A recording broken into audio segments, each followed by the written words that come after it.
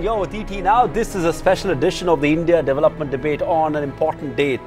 I'm Sandeep Gurumurthy, joining you live from the News Centre in Mumbai. Joining me in Delhi is my colleague and co-anchor Supriya Shrinate. Straight to the big debate tonight. It's high drama in Karnataka after the BJP, which emerged as the single largest party with a little over 100 seats, fell short of a majority. In a curious turn of events, Janata Dal's secular leader Kumaraswamy today staked claim to form the new government after the Congress, which managed just about 77 odd seats, came out in support of the JDS leader. The ball is now firmly in Governor Vajubhai Valle's court, with Kumaraswamy seeking an appointment with him, armed with the support letters from the Congress and 2 independent MLAs. All right, as this political potboiler unfolds after the initial celebrations, the BJP has now gone into a shell shock by the sudden turn of events. Ironically, it's the role reversal for the Saffron Party, which wrested power in Goa, Manipur and Meghalaya, despite the Congress emerging as the largest party in those states. The battle of ballots may have come to an end in Karnataka, but the real war for power has just about begun. As the political potboiler plays out in the southern heartland, this is a special edition of the India Development Debate, and let's take this straight across to our expert panel that's joining us right here. The 2 politicians who represent the Congress and the BJP on the show: Nalin Kohli, National Spokesperson of the BJP; Radhika Khera, Spokesperson of the Congress; R. Jagannathan, Editorial Director for Rajya Magazine; Kiran Mazumdar-Shaw, Chairperson and Managing Director, Biocon; and Yogendra Yadav, Founder and National President for Raj, who's going to join us shortly. It's only fair that I begin with you, Nalin Kohli. I don't know what will happen over the next 24 to 48 hours. But yes, you've emerged as the single largest party. Is this going to be a case of so near and yet so far for the BJP? Did the party leadership celebrate a tad too early this morning? No, I think there's cause to celebrate in any case. 105 or 106 or 4, whatever the final tally is a huge boost up for the party. There's no question about it. We are the single largest, just striking distance of clear majority. So therefore, in what reason? The Congress has been defeated conclusively. The mandate is against the Congress in every sense. They've come down to single digits. Their own chief ministerial candidate lost a seat too. So I think from that perspective, there's enough cause to celebrate. The second part, of course, is about government formation. Yes, I think I'll buy your initial comment that the next few hours or the next few days would be important to see. Because ultimately what really matters about democracy is what happens on the floor of the House. And before that, the normal precedence, of course, is in terms of single largest party, because there's no pre-poll alliance. The other thing, of course, is proving the majority on the floor of the House. So let us see what the governor decides on it. I'm sure the last of it is not over yet in terms of seeing what are the various options available. Let's, while there may be many ways to interpret this verdict, but there can be no ambiguity on the fact that who's the loser in this verdict. And the mandate is overwhelmingly against the Congress party. We don't know yet who's going to form the government, and it's good to see the Congress make a fight of it and tie up with JDS and sort of show the aggression that we haven't seen in a while. But the mandate of the people of Karnataka is overwhelmingly against the Congress party. Ms. Radhika Khera, that was for you.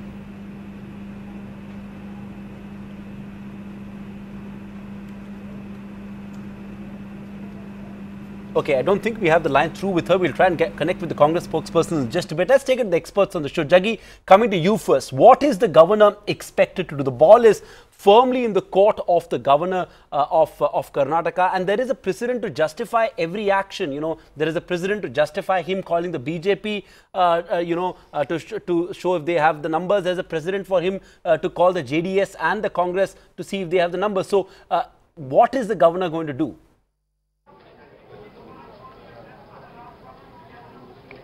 Well, the expectation is that he will try and see if the BJP can be called first, since they are the single largest party.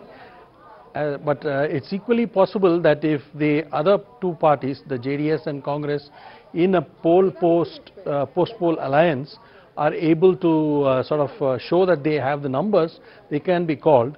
In either case, I think the governor would be right. To take either course of action, because there are precedents for both, as you know. I think logically, I think the problem in politics is that whoever gets called first also gets to act in other ways and lure say, additional support. So that's where the dicey thing is, which is why if the BJP does get called, it's, many people will cry foul, saying that, okay, look, we have got 115, 120 on the other side and you haven't called us, and you've given them the chance to go and cobble up the numbers, given them a week or two to find a trust vote and other things. So I think maybe the governor should this time call the two parties which claim to have the larger numbers and say, prove your majority within a week or whatever it is. Kira's through with us, and before I go back and discuss the role of the governor and how crucial this is going to be and what happens really from here on in greater detail, I have a very significant and a very straight question for the Congress party. It's all very well to say that the BJP has fallen short of a simple majority, at least as we speak right now, Radhika Kira, but the Congress is in fact making a dash to form the government with JDS. The agility that we are seeing is good because we need a vibrant, thriving opposition in the country.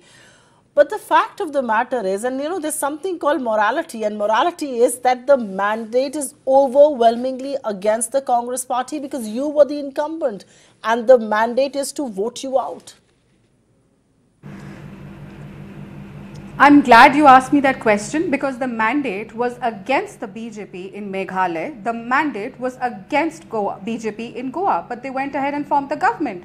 They formed the government in Meghalaya with just 2 seats. Where did their morality go then? We have promised the people of Karnataka that we will give them a stable government, and the BJP has proved it last time out that they could not provide a stable government. They had to change 3 chief ministers. We have said that we will go and beat communal forces, and the fact is that the mandate is not completely with the BJP either. They do not have the majority and they will not be able to prove majority on the floor of the House. And the Congress along with JDS will provide a stable and non-communal government and work for the development as we have worked for development in the last 5 years. You to say anything different, and you know, I obviously expected you to bring up the Goa Manipur example, and we asked these questions of the BJP then as well. The fact of the matter is that this, whichever way you look at it, the mandate is against the Congress, but let's leave that aside. Kiran Vasundhara Shaw, a special guest, corporate guest, joining us on the show this evening. Kiran, thanks for joining us in the India development debate. You know, given the voting turnout that we saw, many felt that we are likely to see a clear mandate in favor of either of the political parties, and the concern with this sort of a fractured mandate and the kind of sort of, you know, noise that we're hearing is that, you know, resort politics is going to take center stage, you know, with the likes of D. Shiv Kumar and the Reddy brothers calling the shots. You know, you don't know what is going to happen next. Is that some sort of a worry for an eminent citizen like you, eminent corporate like you, the way things are going to unfold over the next 24 to 48 hours? Well, I think certainly, you know, there was a forecast of a hung assembly, and there was always a concern that there would be a lot of horse trading if that happens, and certainly you can't rule that out.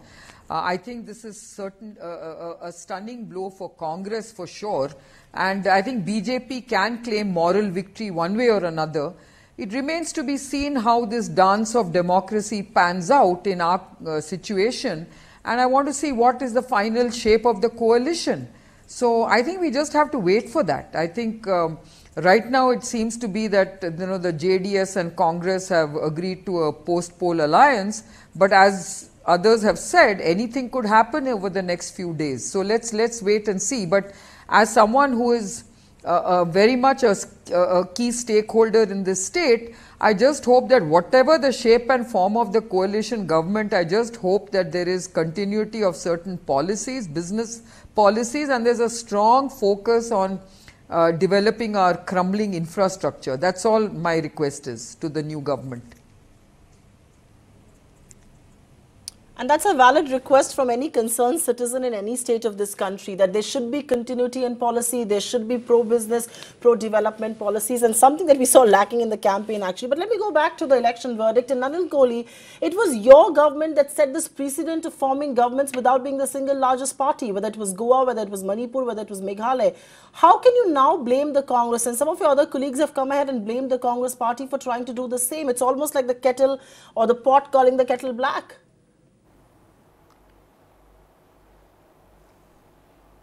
First, I'll need to give probably 2 lessons to my counterpart in the Congress party, because I was also the Prabhari of Meghalaya. So let me correct first the factual position. The BJP does not have a government in Meghalaya. We are a constituent in the NPP government, which is part of the NDA. We are 2 seats. In Meghalaya also, if I may point out, the Congress did get 21. Conrad Sangma at that time had 19, now it's gone up to 20. But then all the numbers came up and stacked up. So the BJP was the party that was part of the coalition after the numbers in any case came in. So therefore Meghalaya is not the correct example to quote. With regard to this, I'll go with what Jagan was saying, and also as an advocate I'd like to bring it on record. See, there are 3-4 principles that work. If there is a pre-poll alliance, then that takes precedence, because always in the past it used to be the single largest. Then came in the concept of a pre-poll. A post-poll happens when there is absolute clarity with regard to the numbers. Otherwise, irrespective of all scenarios, in various judicial pronouncements, specifically with the SR Bomai, then the Rameshwar, they were in Article 356 misuse cases, but nevertheless it's been established beyond doubt that what is required at this stage is always the majority on the floor of the House. For that, the first stage always comes the election of the Speaker. You have a pro tem Speaker, and then you have the election of the Speaker himself or herself. So these are the steps. They are pretty well known. I think Jagan pointed out that the precedents exist on both sides. The precedent exists also by calling the single largest party. The precedent also exists with calling, if the numbers are clearly there, in a post-poll scenario. If there were a pre-poll, then that would have taken precedence over both of this. So I think therefore it's still an open situation in that sense. We'll need to see with regard to Goa and with regard to Manipur. The numbers were there. If nobody wanted to go with the Congress, then the situation is identical to the argument here. The government, the mandate in Karnataka is against the Congress. Now it's a matter of seeing whether anyone wants to extend support, be part of it in terms of the mandate itself. Now that is something we will know in the next 12 or 14 or maybe less or maybe 24 hours on the upper limit. So I think that's where the governor's institution becomes important. All these scenarios are there. I can't pass a comment on it because I can't speak for the governor, and in terms of precedents, they all exist there.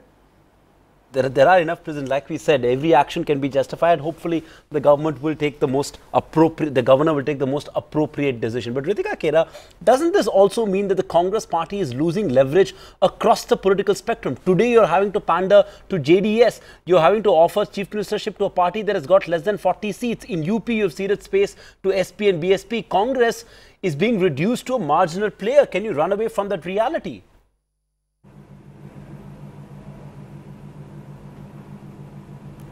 I'm sorry, I didn't hear you. Can you please repeat your question?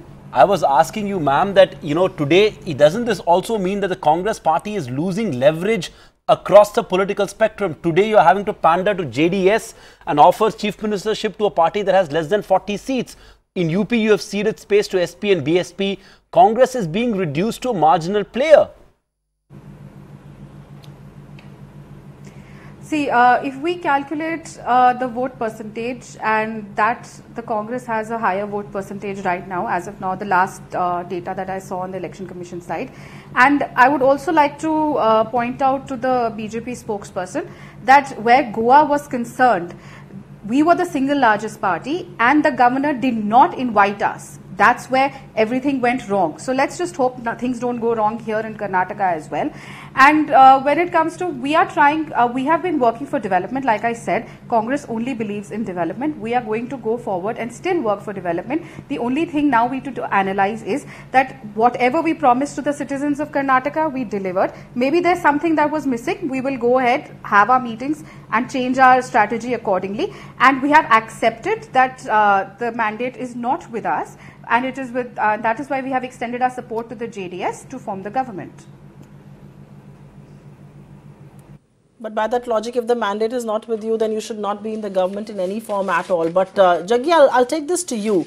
And I think the only bright thing that I'm seeing in this defeat is a newfound spunk in the Congress party. You know, unlike in Goa where they did not know what was happening, the left arm did not know the right, and their entire top brass was in Meghalaya, couldn't still stitch an alliance. The swiftness with which they have moved, they were the first to reach Raj Bhavan, Gehlot and Azad have been stationed in Karnataka, gives you a sense of an urgency that they're bringing to politics. And the reason why I think it's good news is because you need a vibrant, you need an important, viable opposition. Is this newfound spunk in the Congress surprising you, or do you believe this is Karnataka is so important that they will do all it takes to retain it? Yeah, I think it's the last thing. Actually, I think it's the last thing. Actually, what's happened is that Karnataka is the last jewel in the Congress crown, with the other two being only Punjab and Pondicherry, which are much, much smaller states. So what you actually got is a state which you could not have afforded to lose, and which is why you accepted every rider that the JDS attached to you. They put 5 conditions, and they promised a 53,000 crore farm loan waiver, which is more dreadful than even the, state 1/3 the size of UP is offering twice the size of the farm loan waiver. So you're talking about that kind, Congress has agreed to it. So you don't know how the state fisc is going to be if these two guys get together. So it's actually a move of desperation rather than a move of great adroitness something. Obviously, the day before yesterday itself, the Congress had decided that at any cost they will not let this government go, even if they had to play second fiddle to H.D. Kumaraswamy.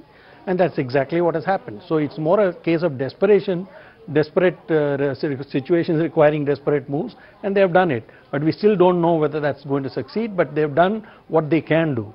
Now it's up to the governor. Okay, don't treat it as a sharp political acumen, read it as political desperation, says Jaggi. But Kiran, from a slightly more sort of broader picture, this trend of regional parties flexing muscles, Jaggi said that, it appears that JDS has extracted a 57,000 crore farm loan waiver, meaty portfolios as well. This trend of, regional parties, flexing muscles, extracting their pound of flesh, how would you as a business leader read that? Is that something that's slightly worrying?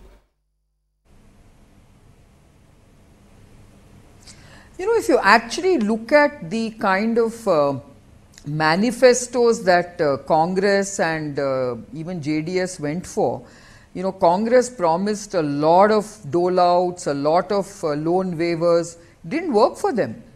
So I really think parties need to relook at what they are promising to people, because I can tell you that when they don't deliver on their promises, I think they are, the votes speak for themselves. So I think we need to make sure that all these parties understand what they are committing, what they are promising to their voters, and when they fail to deliver on their promises, certainly I think they are taking a whack.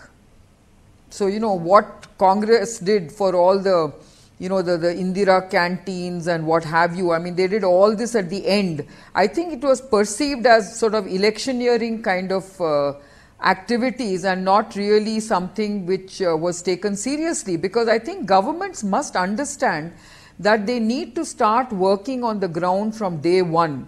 I think what this election also shows you is that there needs to be a lot of groundwork. There needs to be a lot of delivery at the ground level, and you cannot be just scrambling to do things at the end.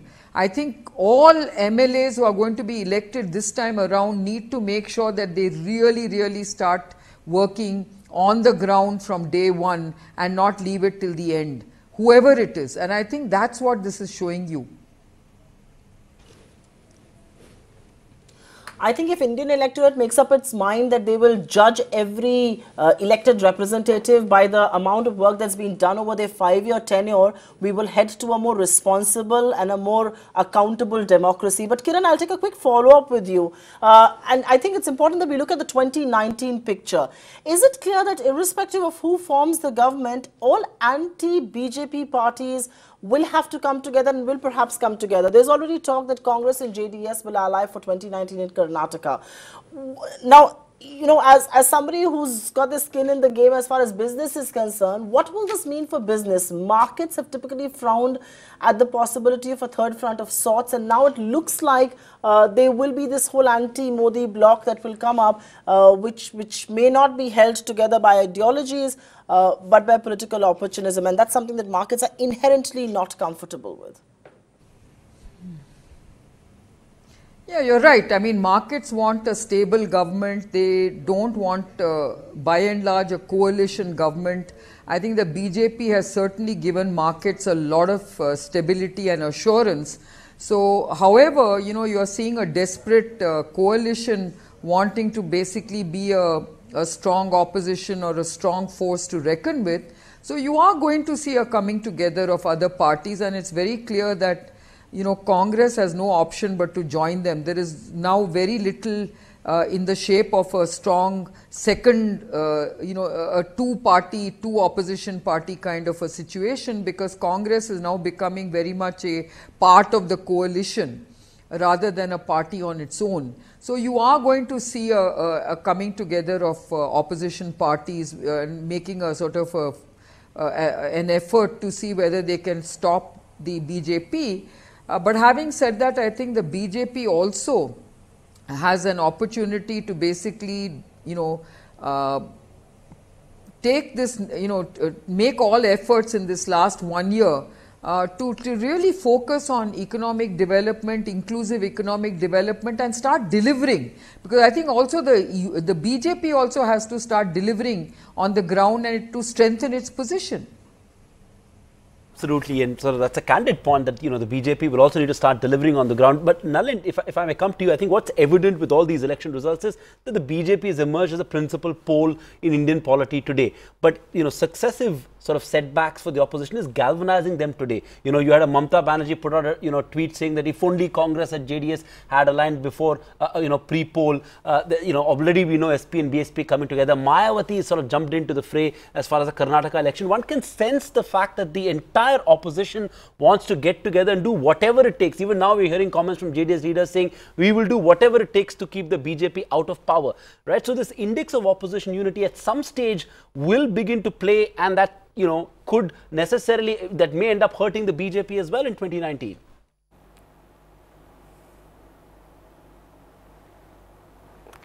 I'd like to pick up from where Kiranji made a point. With regard to the Congress, and before that Jagan, the Congress is really quite satisfied being the tail end of an alliance. So I think you need to see that whether it was Bihar also. Now if you're seeing it, it's out of political desperation that they need to somehow be there now. Because it's a string of defeats and it's been continuous. The celebration of the Congress now has not become a celebration of victory. But the Congress has reached a point where it is celebrating defeat by trying to prevent the BJP from being in government. Take the case of the by-elections in even Gorakhpur in UP and the other one that took place in Phulpur. In both cases, the Congress candidates lost their deposits, but they were satisfied with the fact that we lost our deposits, somebody else won, but the BJP didn't win.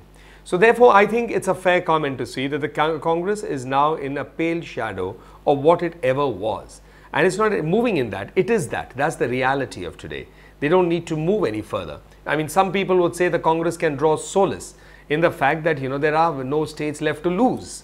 In terms of it, you have to be in a government or in an office somewhere to prevent yourself from losing that state. So therefore, in Punjab also, which is the last election, and they won well, a lot of credit has to go to actually Captain Amrinder Singh. So within the Congress, the big change is A, it's not the principal party or it's a pale shadow of what it was.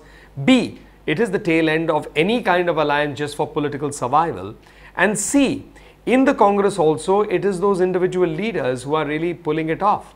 In this election also, it was almost the Chief Minister staking himself against everything, not a central leader and him being a part of that. So the Congress has undergone a lot of metamorphosis and that reality is there. For the BJP on the other side, politically we can't say that we win, we lose, but by and large if you see it from 2014 onwards, we've gone ahead 20 states where we are in government, including in coalitions. And we've been winning and winning. So we do believe there is something going right which appeals to the people. In Karnataka also being in 3 digits, just over 100 seats, is a huge jump from what we were. So government formation is the second part of the story. But to say that it's not going for the BJP will be an incorrect statement. Okay, I'll get the Congress spokesperson Radhika Khera to respond to that comment that has been made. You are a shadow of your former self and you're willing to be a tail end of a political alliance. And of course, you have no more states left to lose. It's surprising to hear such words coming from a party which has actually gone on to form a government with the PDP in Jammu Kashmir, when the Prime Minister used to scream and from the ramparts of every place where he was giving his rally and say कि बाप बेटी की PDP सरकार के साथ हम कुछ नहीं करेंगे, नीतीश कुमार के साथ हम सरकार नहीं बनाएंगे. There is the kind of things they resorted to form the government in Bihar. It was there for everyone to see. The things that they have done in Goa, Manipur, Arunachal Pradesh and Meghalaya are not hidden from the world, are not hidden from India. But what I would like to read out over here is that way back in 1998, when President K.R. Narayanan had invited Atal Bihari Vajpayee ji to form a coalition government, the former President K.R. Narayanan had elaborated on 12/03/1998 that when no party or pre-election alliance of parties is in clear majority, the head of the state in India or elsewhere given the first opportunity to the leader of the party or combination of parties that has won the largest number of seats, subject to the Prime Minister so appointed. So in a similar way, it is actually a fact that the BJP only has 104 seats. They are not able to prove the numbers, and they will not be able to prove the numbers. And for a change, they are actually getting a taste of their own medicine. So they don't know what to say, and they are going on and saying all these things like the tail remark that he passed, because they are used to actually forming governments with 2 seats and resorting to unconstitutional means. And for the first time, they're getting a taste of their own medicine. So it's okay. They should just sit back and accept that they're not going to be able to form the government and watch the Congress form the government here in Karnataka. Okay, before I take it back to Kiran and Jaggi, Yogendra Yadav joins in as well. Nalin, I need you to react to the breaking news right now. We understand that that the governor of this is news attributed to Times Now, that the governor of Karnataka has given the BJP and Mr. Yediyurappa 1 week to form the government, to stake claim to form the government, and that he's been asked to prove majority in assembly by the governor and has been given 1 week's time. So clearly, first round going to BJP, the governor ruling in favor of the single largest party.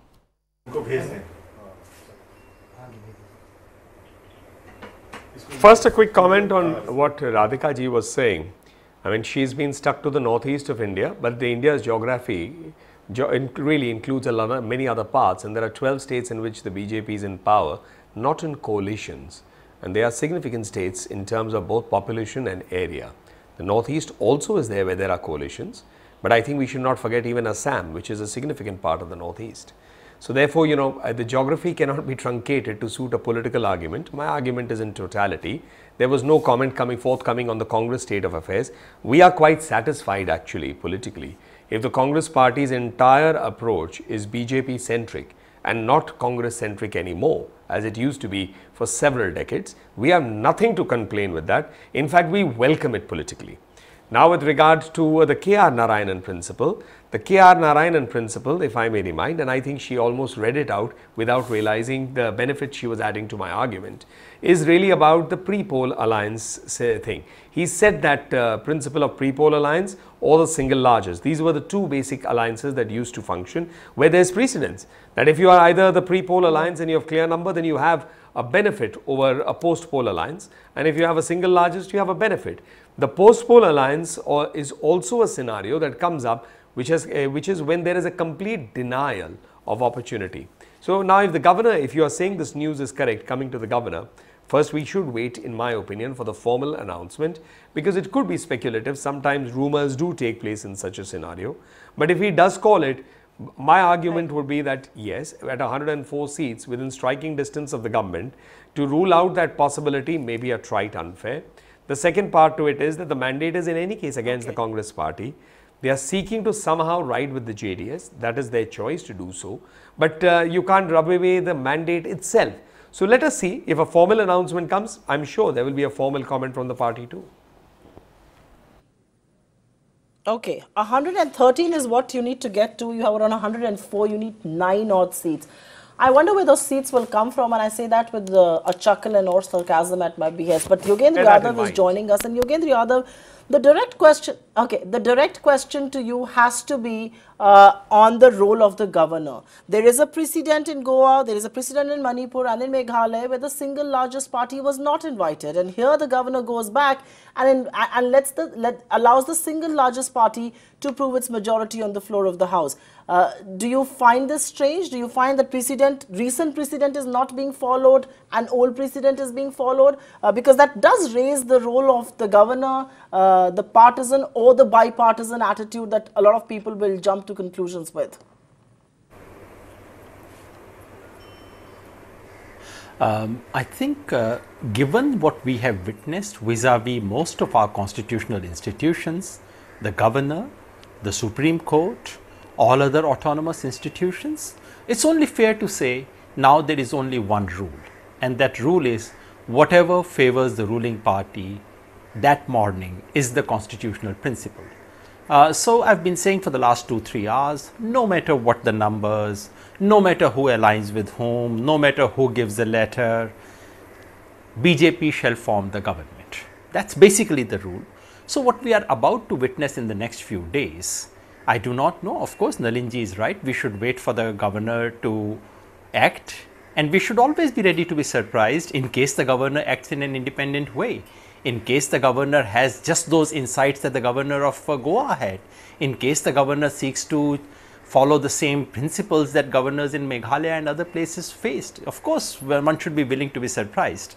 I, for one, would be prepared for somewhat different scenario.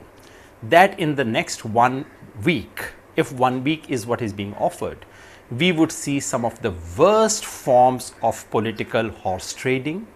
Suddenly, some MLAs would fall sick. Suddenly, some resorts will be booked. Suddenly, some people will refuse to sign. Some MLAs might resign, and well, the predictable games would happen. This is a game, remember, in all fairness, the credit must be given to Congress party, Indira Gandhi's Congress, who started these games, brought them to perfection before the courts intervened and stopped that game. We are back to those days. We are back to those days of constitutional manipulation. I do not think Congress has the mandate to rule. Let me be absolutely clear. There is no mandate for BJP, but there is a mandate against the Congress. The people of Karnataka have not been given an opportunity to give a mandate to someone, and the reason is very simple. Not one basic issue of the people of Karnataka was discussed in this election by main parties. So at the end of it, no one has the mandate. But if we were to follow any simple procedural logic, right, those who can give tomorrow morning, this evening, and say, okay, here we have come together, we have the numbers, please give us a chance, should be given a chance, provided they can prove their numbers on a piece of paper. Okay. This is what K.R. Narayanan's principle was. He asked, give me written letters, do not give me oral assurances, which was a very fine principle. Let that be followed. Okay, Yogendra Yadav, I take that point. Jaggi, you want to respond to the point made there by Yogendra Yadav, because like I said, there are precedents to justify every action. Do you believe that the governor in the circumstances has done the right thing? And more importantly, over the next 4 or 5 days, are we likely to see this resort politics take center stage? People like the Reddy brothers and DK Shivkumar calling the shots. Do you see that happening over the next 4 or 5 days? Till the the test of in the floor of the House. Yeah, given the fact that the BJP is about 7 seats short of a majority, and remember the first thing your majority has to do is to elect a speaker, which means you will need one more person who has to be counted out of the total. So I think you cannot expect to win a trust vote without getting at least 7 or 8 people on your side, either by bringing out some of your bag of tricks, and that's the only way you can do it. So as Yogendra Yadav said, I think one can expect a lot of these tricks. The other way is to do like what Vajpayee did in 1996. He went for a trust vote, and when he realized he didn't have the numbers, he just resigned. So Yediyurappa could do the same thing, but of course I don't think the party of Amit Shah is going to allow that to happen without a very, very tough effort. So I would say that next 7 days will be very, very eventful, and I think we are going to have a whole lot of resort bookings all of a sudden. So if you don't get to go on your next holiday, you will know why. It's all booked. It's all sold out, like they say. But I do want to take this debate forward, and Nalin Kohli will have to come to you on this. It's not as if Siddaramaiah government failed miserably during its term.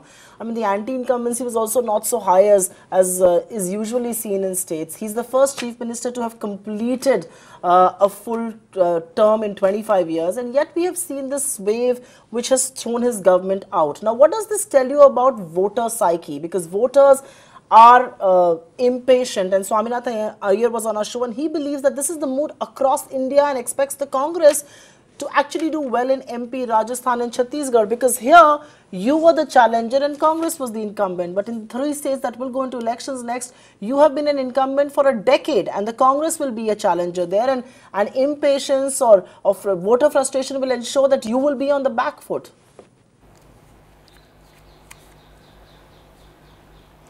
I want to make 2 comments before I really come to that. One on Yogendra Yadavji, what he said. As a political person, Yogendra ji is well in his rights to have a point of view and express it. The only part which I would feel that at least I'm not comfortable with, and I would say it bluntly, is dragging the Supreme Court of India and say that, that is subservient to the government of the day. That's an unfortunate, it's an uncalled for and not a correct position.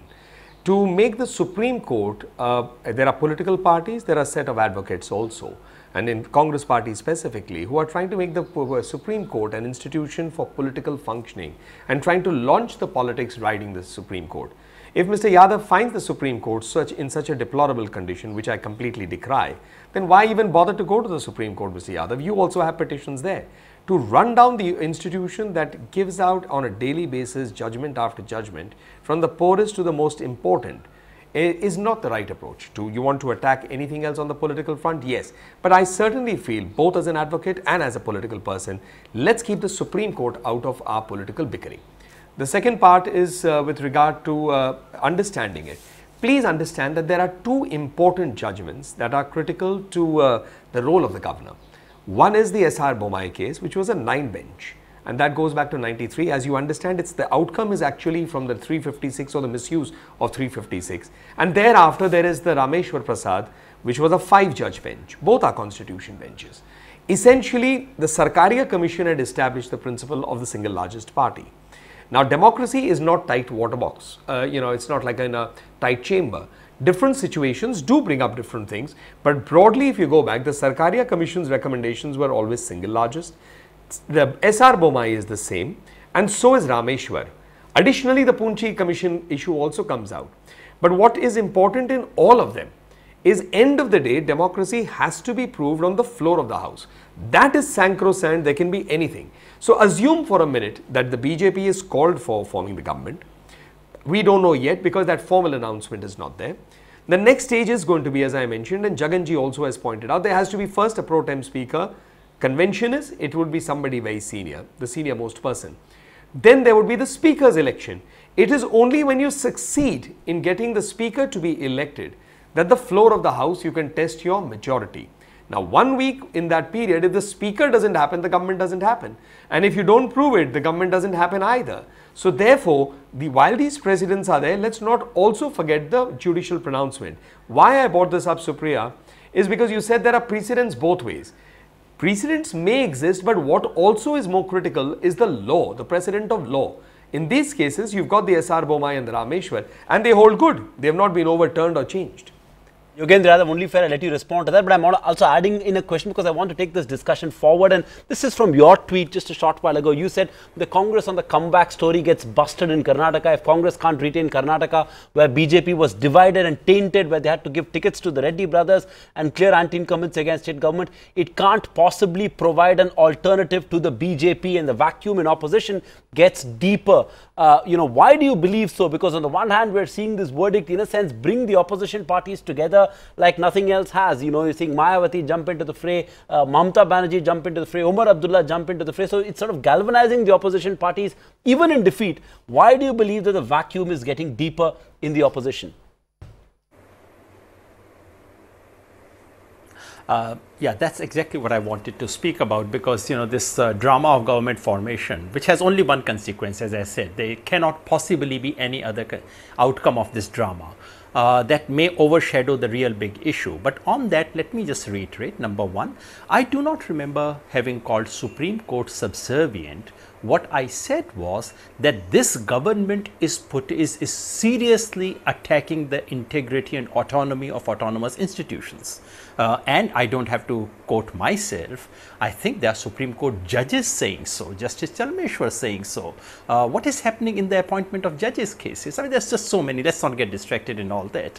And if what Nalin Kohli is saying is right about what the governor should do, then it seems the governor of Goa did something very, very improper.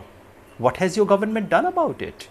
To say that finally it will be tested on the floor of the House. Yes, sir. But there are many instances before that final one. And to give 1 week for horse trading, this is exactly the kind of stuff Sarkaria Commission had spoken against. Allow that period, allow horse trading to take place, and I can tell you what's going to happen.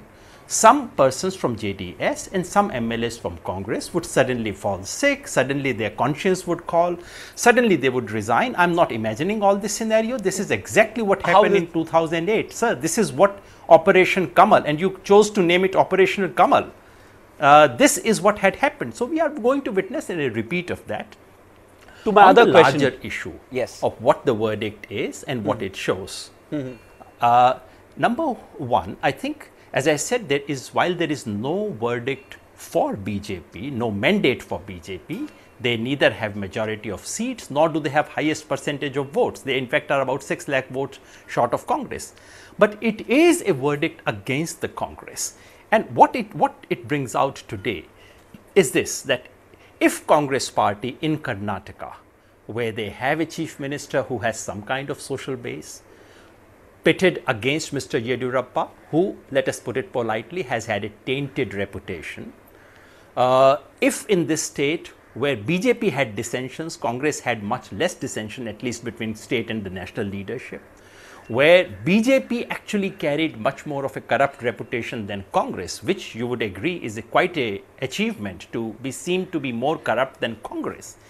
If in that state Congress cannot retain its power, then God knows what it can possibly do. So really there is no serious opposition. The oppositional space is being vacated, while Mr. Modi's Ashwamedh Yagya seems to have stopped. But there is no one to fill the gap which is being ceded by the BJP.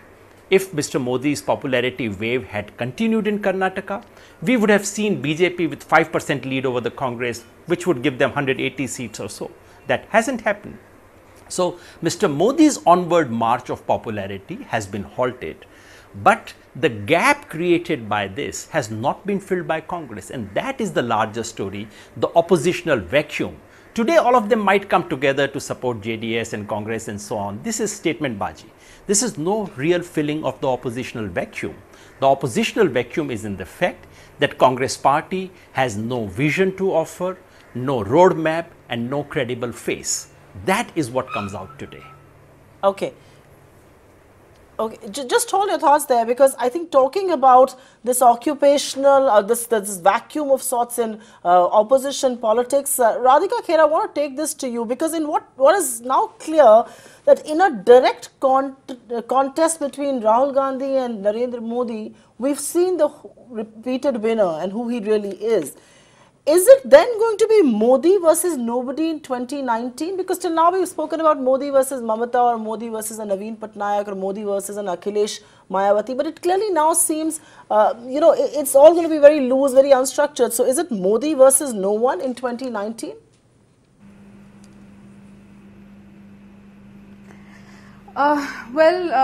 Like I've said earlier, the vote percentage of Congress is higher than that of the BJP. It is not going to be Modi versus no one. And all like-minded parties, I believe, are going to be coming together to fight against this communal government, and a government which has been killing all institutions. We have seen that happening in, the BJP spokesperson said that I'm only stuck on Northeast. Well, I made him count Bihar, I made him count Goa. And in fact, what happened in Goa, despite Congress being the single largest party, we were not invited to prove our majority on the floor of the House. In the same way, I am hoping that the Congress, the JDS and the Congress get a chance to form the government here the same way the BJP was allowed to do so over there. And when it just comes to what the Congress is doing, the Congress, like I said, has been working on development. Yes, there are places where I believe we have faulted, and we will sit and create a new strategy to counter those, because we only work on development of the people, we do not work on dividing the nation, and we do not believe in demeaning the institutions or trying to manipulate them the way the BJP has been doing it.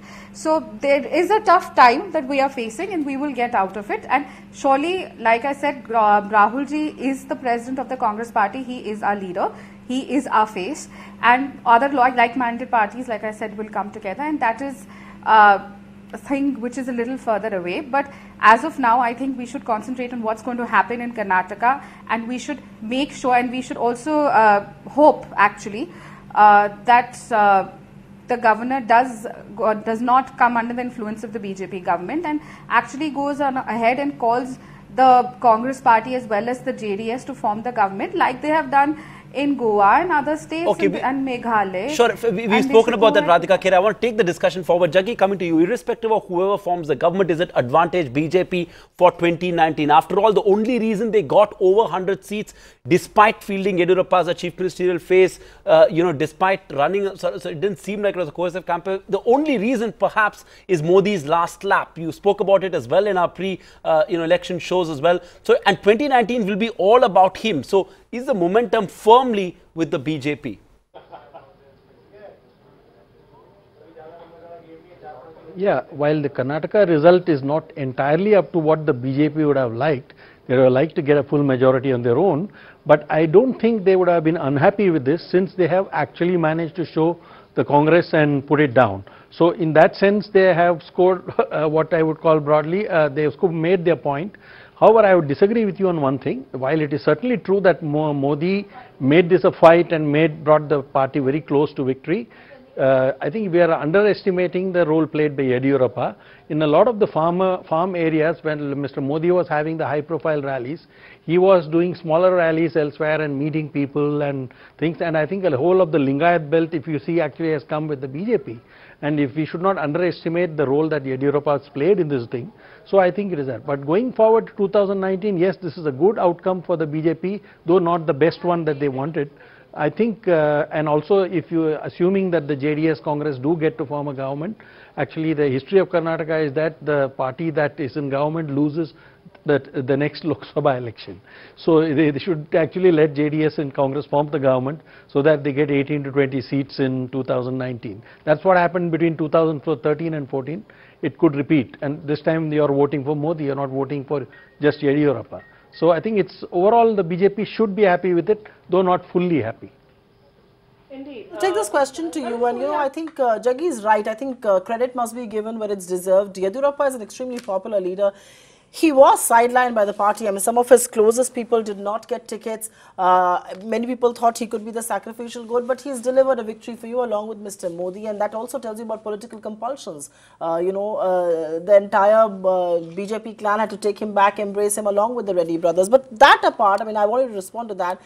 Are we also not being too uncharitable by writing off Rahul Gandhi? Because Karnataka victory, all said and done, moral victory or real victory or whatever victory, Karnataka has traditionally been unkind to incumbents. In 40 years, they haven't returned an incumbent to power. So what was going to change this time around?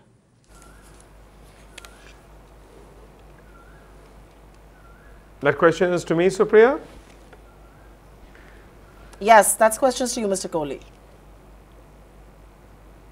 Hello. Yes. So the first part is with regard to Mr. Yediyurappa. Please look at the exact situation before saying he's tainted.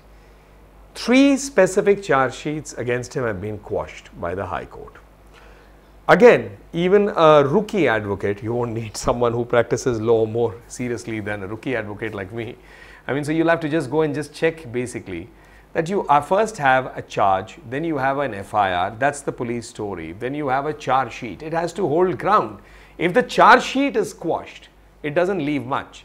The question to be asked is that 2.5 years after it is quashed, why did the Karnataka government choose to then file an SLP on that charge sheet in the Supreme Court?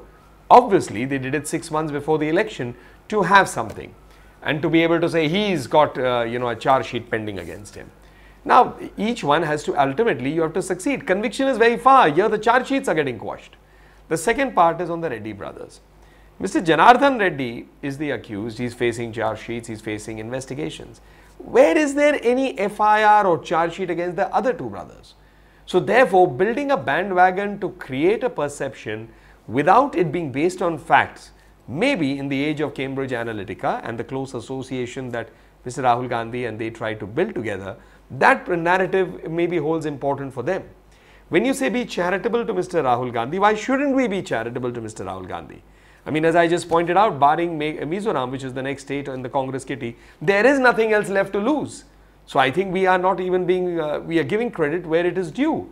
And therefore, to look for a justification is for the Congress. They should. He is their president. They should justify his presence, even if it means winning, or it means losing, not winning elections in his leadership. Why should the BJP deny him the credit of what he is achieving?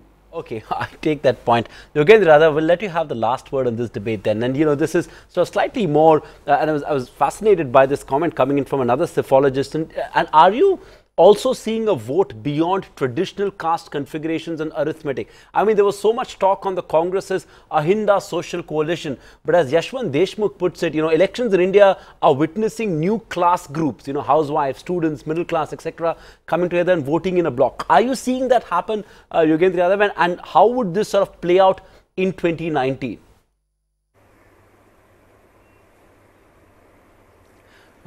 Three things.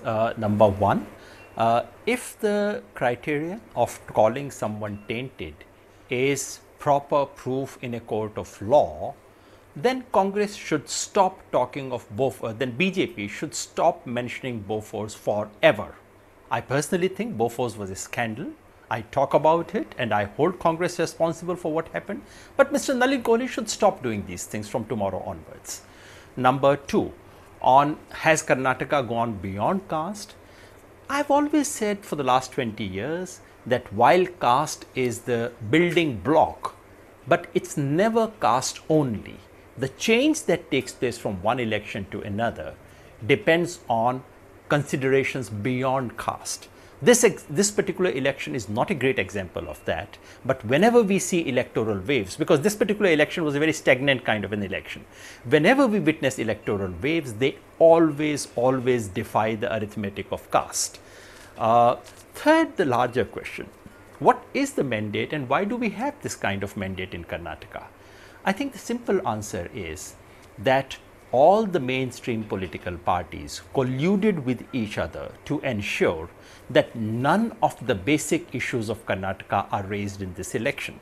Here is a state with very high farmer suicide, a state that has faced consecutive drought, partly nature-made, partly man-made, a state with very high unemployment, a state with perhaps one of the highest levels of open loot and corruption of public money. In this context, both the political parties made sure that the election campaign was all about dodging, derailing and distracting. I think that is what is seen in this confused, fragmented verdict. There is no mandate because no one really deserved a mandate. And that is the tragedy that one has to look at. And as we run into 2019, and all the importance to Karnataka is because it's a precursor to 2019. The real question we should be asking is this what this country is going to witness for the next 10 months or 12 months? Dodge, derail, distract? Or do we have anyone in this country, any political force, that would raise the real issues of the people so that there is a real alternative? That, to my mind, is the big question that emerges at the end of the day. All right, but on that note, completely timed out on this edition of the India Development Debate. Thank you very, very much, Nalin Kohli, Radhika Khera, Yogendra Yadav and R. Jagannathan for being with us, Kiran Majumdar for taking time out and speaking to us on what corporate India thinks of this verdict. Karnataka clearly has voted. It is not a decisive mandate, but the war for power has just begun.